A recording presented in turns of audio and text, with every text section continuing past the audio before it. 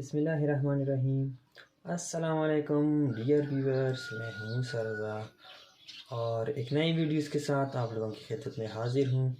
अगर आप लोगों ने अभी तक हमारा channel learning economics with doctor Khan अभी तक लाइक और सब्सक्राइब नहीं किया है तो हमारे चैनल को लाइक और सब्सक्राइब ज़रूर कीजिए ताकि आप लोगों को इकनॉमिक्स से रिलेटेड हर एक वीडियो टाइम पर मिलती रहे। आज जो टॉपिक हम डिस्कस करने वाले हैं वो है मार्केट इक्विलिब्रियम। हम किस तरह मार्केट इक्विलिब्रियम को मालूम कर सकते हैं, आज के इस वीडियो में हम तफसील के साथ बयान करेंगे। अब हम एक्सप्लेन करने वाले हैं आज के टॉपिक को। जिस तरह से मैंने पहले ही बताया था कि हमारा आज का टॉपिक है वो है मार्केट इक्विलिब्रियम। मार्केट इक्विलिब्रियम को हम थोड़ा सा पिछला जो हमारा नॉलेज है वो रिवाइज़ करेंगे। मैंने लॉ ऑफ डिमांड में बताया था कि लॉ ऑफ डिमांड जो है उसमें हम यही सीखते हैं कि प्राइस और क्वांटिटी डिमांडेड के दरमियान नेगेटिव रिलेशनशिप है।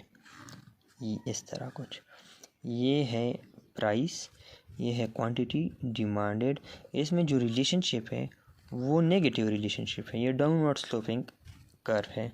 और क्वांटिटी सप्लाई जो है, क्वांटिटी सप्लाई से हमने यही सीखा था, लॉ ऑफ सप्लाई से हमने यही सीखा था कि जो प्राइस है और क्वांटिटी सप्लाइड जो है उसमें पॉजिटिव रिलेशनशिप है, मतलब उसका जो कर्व है वो अपवर्ड स्लोपिंग है। अब मार्केट का वो सिचुएशन जब quantity demand is equal to quantity supplied हो तो उस सिचुएशन को मार्केट इक्विलिब्रियम कहा जाता है। मैथमेटिकली हम मार्केट इक्विलिब्रियम कुछ इस तरह लिखते हैं कि the quantity demand is equal to quantity supplied. इस इक्वेशन का मतलब ये है कि जब लोग जितना डिमांड कर रहे हो एक चीज़ को उतना ही प्रोड्यूसर या सप्लायर प्रोड्यूस कर ले तो इस सिचुएशन को मार्केट इक्विलिब्रियम कहा जाता है। अब हम ग्राफिकली ये किस तरह शो करेंगे, इस मार्केट इक्विलिब्रियम का ग्राफ कुछ इस तरह होगा कि ये है क्वांटिटी डिमांडेड और ये है क्वांटिटी सप्लाइड। अब यहाँ मैं प्राइस लूँगा और यहाँ क्वांटिटी ले लूँगा। अब ये जो पॉइंट ऑफ इंटरसेक्शन है जहाँ पर ये डिमांड कर्व है और ये सप्लाई कर्व है, अब ये जो पॉइंट है ये जहाँ पर demand is equal to supply है, डिमांड यानी quantity demand is equal to quantity supplied, तो इस पॉइंट को पॉइंट ऑफ इक्विलिब्रियम कहा जाता है। मतलब यही वो पॉइंट है जहाँ पर quantity demanded is equal to quantity supplied है और यहाँ पर ये जो प्राइस है, फॉर एग्जांपल इसको मैं कह रहा हूँ पी डैश, और यहाँ पर ये जो क्वांटिटी है इसको मैं कह रहा हूँ क्यू डैश। तो ये क्या है, ये इक्विलिब्रियम प्राइस है और ये जो है ये है इक्विलिब्रियम क्वांटिटी। अब मार्केट इक्विलिब्रियम में हमारे पास दो सिचुएशन आ जाता है। पहली सिचुएशन ये है कि when supply is greater than demand, और दूसरा सिचुएशन ये है कि when demand is greater than supply.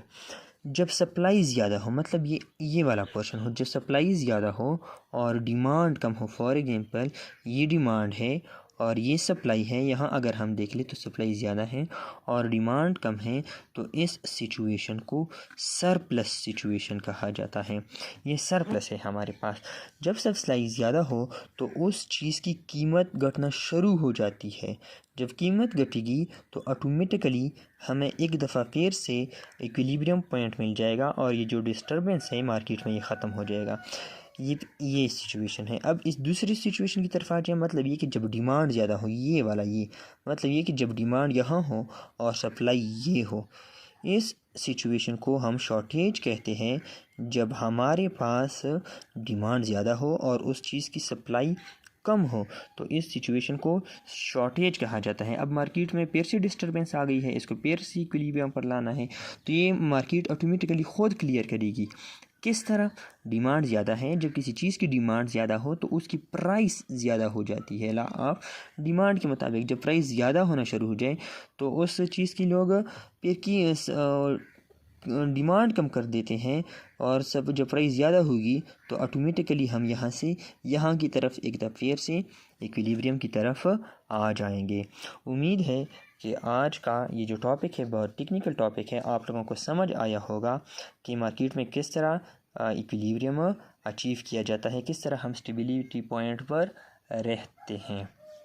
अगर आप लोगों को हमारी ये वीडियो पसंद आई हो तो हमारे चैनल को लाइक कीजिए और अगली वीडियो का इंतज़ार कीजिए।